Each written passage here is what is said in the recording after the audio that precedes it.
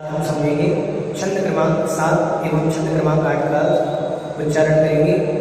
संस्तवेन भवशंतति सन्निबद्धम् अहं क्षणाक्षयमुपैति शरीरभाजाम्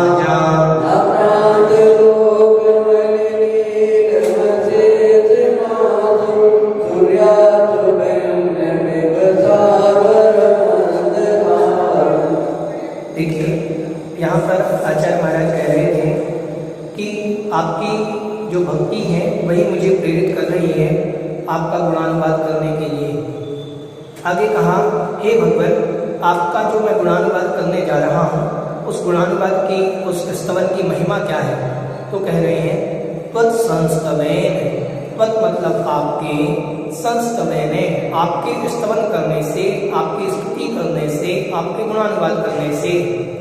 भव संतति, भव मतलब संसार की, संतति मतलब परंपरा से, संसार की परंपरा से, भवों भवों से जो हमने इकट्ठे किए हैं, भवों भवों से प्राप्त। सन्निबद्धम मतलब बंधे हुए, भवों भवों से बंधे हुए। क्या? पापम, पाप।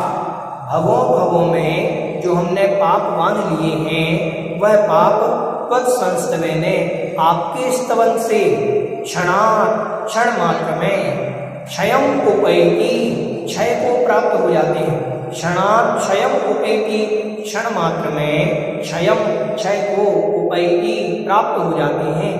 हमने भवों भवों में जो पाप बांधे हैं, एक भव के नहीं, दो भव के नहीं, हजारों लाखों भवों में जो हमने पाप बांध लिए, वो एक मात्र क्षण में आपके स्तवन करने से क्षण मात्र में वो पाप नष्ट हो जाते हैं, क्षय को प्राप्त हो जाते हैं। किनके? तो कहा शरीर भाजाम, शरीर भाजाम प्राणियों के, शरीरधारियों के, शरीरधारियों के वो पाप क्षण मात्र में क्षय को प्राप्त हो जाते हैं। उदाहरण दे रहे हैं कैसे हो जाते हैं। जैसे आक्रांत लोक, आक्रांत लोकम अलिनीलम अशेष अशेषम आंसू। संधि विच्छेद करेंगे तो आक्रांत लोकम मतलब लोक में फैले हुए, अली नीलम अली के समान काले और नीले, भौरे के समान काले नीले, अशेष मतलब समस्त। किसको? आगे आएगा नीचे, अंधकारम मतलब अंधकार को। जो अंधकार पूरे लोक में व्याप्त है, काला और नीला ऐसा अंधकार, भौरे के समान जो अंधकार है। आंसू मतलब शीघ्र ही, अशेषम समस्त, समस्त अंधकार को, अशेष आंसू मतलब शीघ्र ही। सूर्यांशु भिन्नम एवं, सूर्यांशु सूर्य के उदय होने पर, भिन्नम मतलब नष्ट हो जाता है, एवं मतलब ग्रह। जिस प्रकार सूर्य के उदित होने पर, सूर्य के आने पर अंधकार जो पूरे लोक में व्याप्त था काला, वह तुरंत नष्ट हो जाता है। सारवरम, सारवरम अंधकारम, सारवरम मतलब रात्रि का, अंधकारम मतलब अंधकार। वह रात्रि का अंधकार सूर्य के उदय होने पर, सूर्य के आने पर जैसे छिन्न भिन्न हो जाता है, वैसे ही भगवान आपके स्तवन से यह पाप भी, भवों भवों में बांधे हुए पाप भी क्षण मात्र में क्षय को प्राप्त हो जाते हैं। बहुत सुंदर है भक्तामल जी।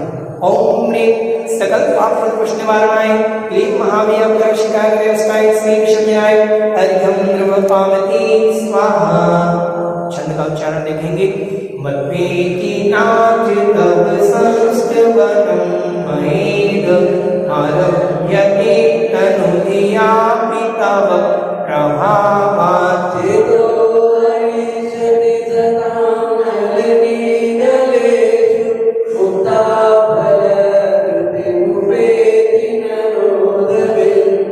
अपन यहाँ द्युति मुपेति पढ़ते हैं, मुपेति नहीं, मुपैति। हाँ, डबल वर्ड। हाँ, मुक्ता फल द्युति मुपैति ननोद बिंदु। दो मात्राएं इसमें। हाँ, मुपैति। और बिंदु में भी विसर्ग आएगा। यहाँ पर अपनी जनवाणी में जो है विसर्ग नहीं है, तो बिंदु विसर्ग आएगा। देखें, अर्थ देखेंगे। मत्वैति नाथ, मत्वा इति नाथ। हे भगवान, मत्वा मतलब मानता हूँ, इति मतलब ऐसा, ऐसा मैं मानता हूँ। हे नाथ, हे भगवान, मैं ऐसा मानता हूँ। तब संस्तवनम, आपका जो संस्तवन है, आपकी जो स्तुति है, मया इदम आरभ्यते, मया मतलब मेरे द्वारा, इदम मतलब यह जो संस्तवन है, मया मतलब मेरे द्वारा, आरभ्यते आरंभ किया जा रहा है, प्रारंभ किया जा रहा है, वह जो स्तवन है जो मैं लिखूंगा, मैं जिसको प्रारंभ कर रहा हूं वह स्तवन, तनु धियापि, तनु मतलब छोटी, धिया मतलब बुद्धि के द्वारा भी, मैंने अपनी कम बुद्धि के द्वारा भी लिखा है ये स्तवन, फिर भी तव प्रभावात, आपके प्रभाव के कारण, क्योंकि स्तवन आपका है, कर मैं रहा हूं मैं अपनी बुद्धि के अनुसार, तो आपके प्रभाव से चेतो हरिष्यति सताम, चेतो मतलब चित्त को, हरिष्यति मतलब हर लेगा, हम सबके मन को हरने वाला होगा, सताम मतलब सज्जनों के, सारे जीवों के, प्राणियों के चित्त को हरने वाला होगा आपका स्तवन। ये जो मैं लिख रहा हूँ, देखो उन्होंने पहले से लिख दिया कि मैं तो कम बुद्धि वाला हूँ, लेकिन इसमें आपका प्रभाव होने के कारण ये लोगों के चित्त को हर लेगा, मेरा लिखा हुआ नहीं हरेगा, आपका प्रभाव है इसलिए चित्त को हरेगा।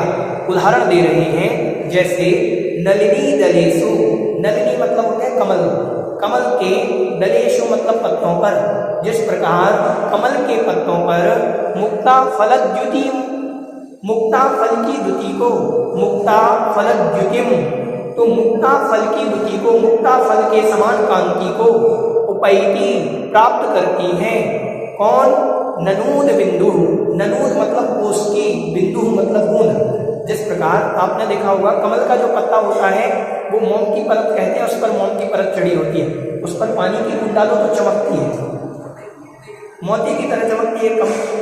आपने शायद प्रैक्टिकल किया हो, हम लोग तो जब गांव में थे तो तालाब आदि में जाते थे तो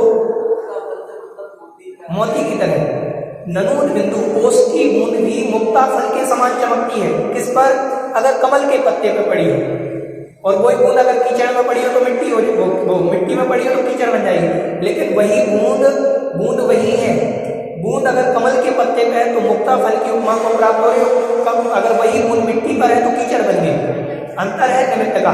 तो हे भगवान, ये स्तोत्र अगर मैंने लिखा होता तो प्रसिद्धि को प्राप्त नहीं होता, लोगों के चित्त को नहीं हरता, इसमें आपका प्रभाव है इसीलिए लोगों के चित्त को हरेगा।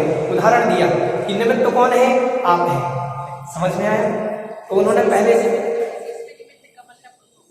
हाँ, जैसे बूंद तो बूंद है, अगर बूंद मिट्टी में पड़े तो कीचड़ बन जाए, और बूंद कमल पर पड़े, कमल के पत्ते पर पड़े तो मोती जैसे चमके, कीमत पानी वही है, अंतर कुछ नहीं है, लेकिन उस निमित्त का प्रभाव है, एक मिट्टी पर है एक कमल के पत्ते पर है, तो कमल के पत्ते वाली चमक रही है। अब यही स्तवन मान लो उन्होंने किन्हीं देवी देवता का लिखा होता तो इतना प्रभावकारी नहीं होता। भगवान आपके प्रभाव के कारण, तनु धिया, मेरी कम बुद्धि के कारण लिखा जाने होने पर भी यह लोगों के चित्त को हरेगा। और आज अपन देख रहे हैं, अगर पूरे विश्व में सबसे ज्यादा किसी का प्रभाव है तो भक्तामर जी का, सबसे ज्यादा। कोई भी काम हो तो भक्तामर कराते हैं, घर मकान बनवाना हो, दुकान खुलवाना हो तो भक्तामर का पाठ होता है। तो ये हमारे यहाँ 24 घंटे भक्तामर का पाठ होता है। अगर कोई दुकान का उद्घाटन हो, घर का उद्घाटन हो, यहाँ परंपरा नहीं है 24 घंटे वाली, 24 घंटे भक्तामर का पाठ होता है। तो भक्तामर की ये महिमा है, उन्होंने पहले से लिख दिया था कि भगवान आपके स्तवन के कारण लोगों के चित्त को हरेगा, और आज अपन देख ही रहे हैं सबके चित्त को हर रहा है। ओम प्रेम अनेक संकट संसार निवारणाय, क्लीं महावीर प्रशिताय दृष्टाय श्री शमीनाय, अभ्यं ध्रुव स्वाहा।